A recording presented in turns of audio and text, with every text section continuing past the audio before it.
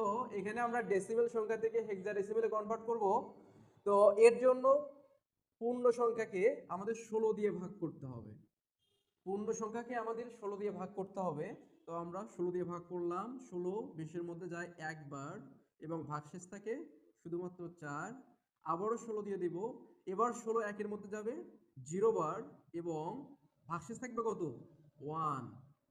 তাহলে আমাদের এখানে যেহেতু ভাগফল 0 এসেছে, সুতরাং ভাগার করতে হবে না। এখন আমরা ভগ্নাংশটাকে 16 দ্বারা গুণ করব। তো এখানে গুণ করলে অ্যান্সার আসবে 4.00। কিভাবে?